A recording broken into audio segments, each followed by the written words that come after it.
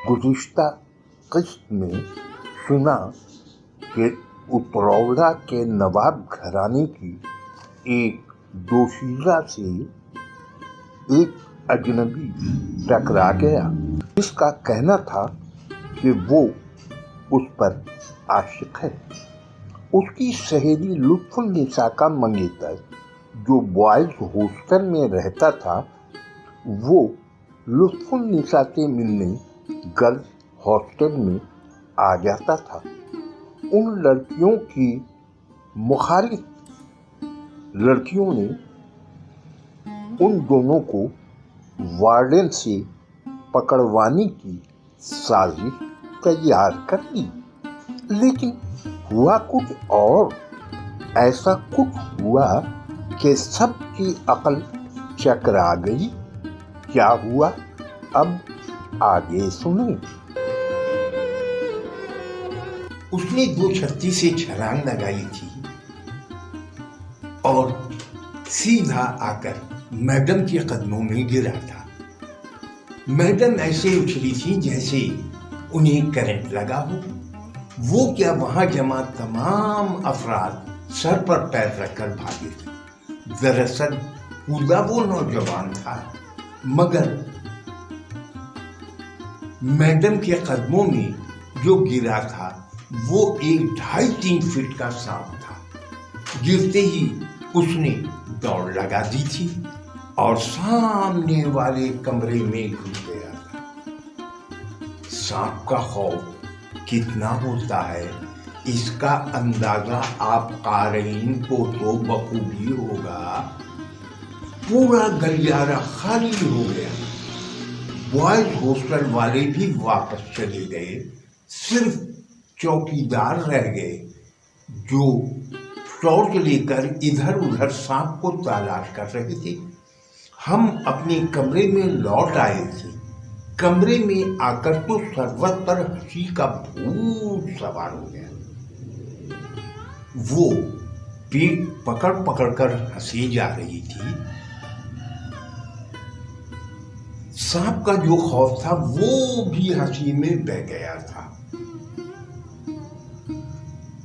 अरे यार, सोचो, जब मैडम के सामने उस नौजवान का चचा इजहार इश्क करेगा तो कैसा लगेगा।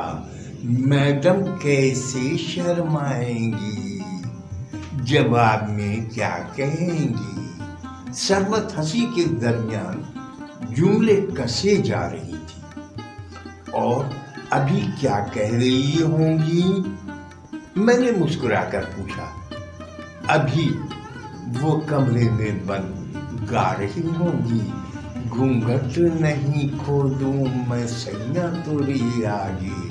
लुत्फुन्निसा पट से बोली, है खुदा की मार तुम सब पर, अब सो भी जाओ, सुबह क्लास है।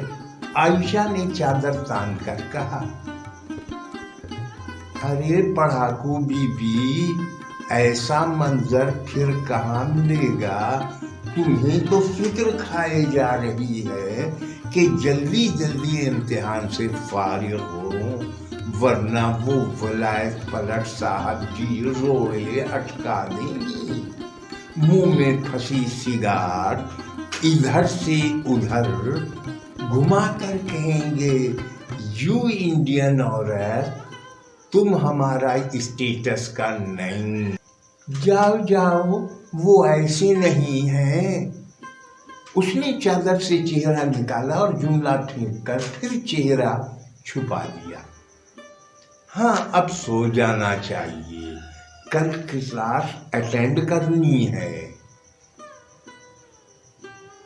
परसों दूधपुरा में दावत है ना, मैंने कहा। दरअसल लुत्फुन्निसा की कज़न जो दूधपुरा में रहती थी, उसी ने हम सबकी दावत की थी। लतीफ़ा के नौशा भाई भी लतीफ़ा हैं, उनसे कहो एडवर्ड हफ्तुम जैसी मूछें रखनी, कम से कम बिल्ली की पूंछ तो ना लगे। चेहरे पर ऐसी मूछ देखकर दिल करता है दोनों हाथ से पकड़कर लटक जाऊं।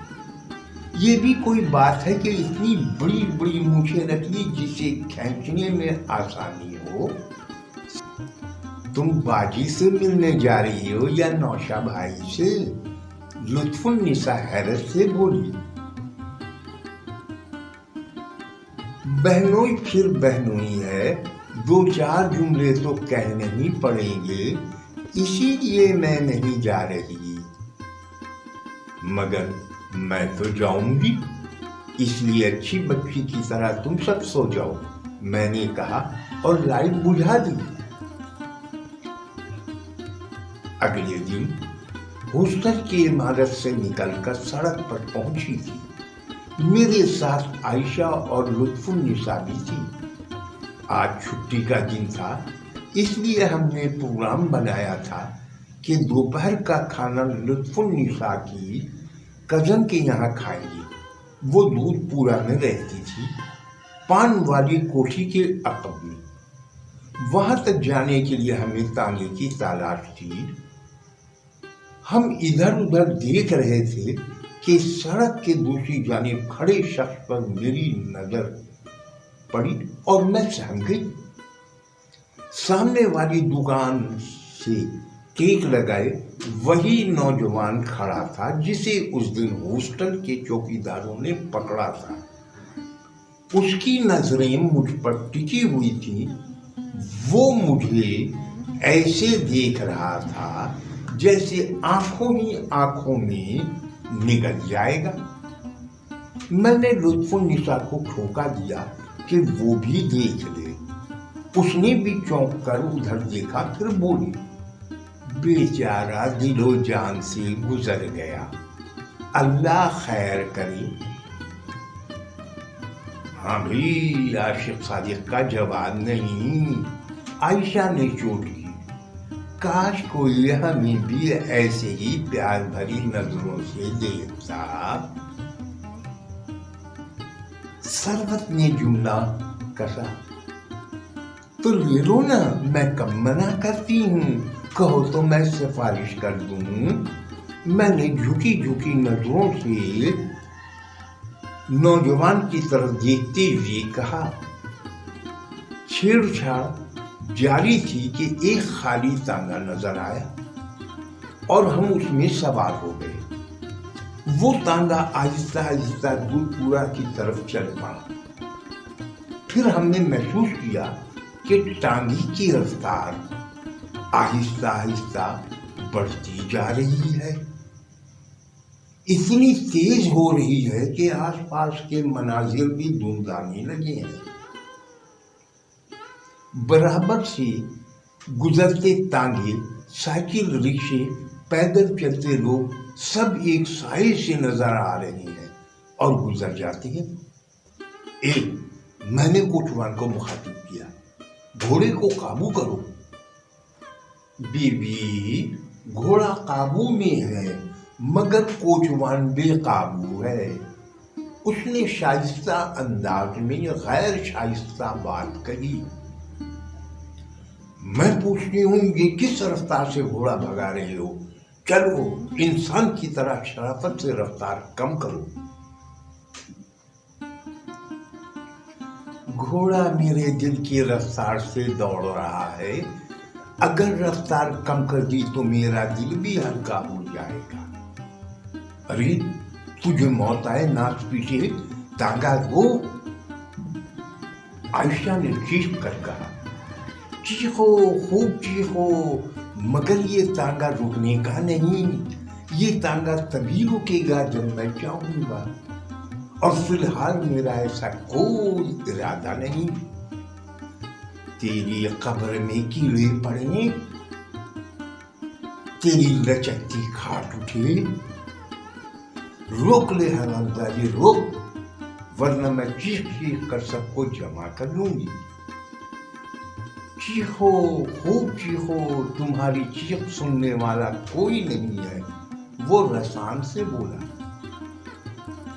तांगा रुकने का नाम नहीं ले रहा था।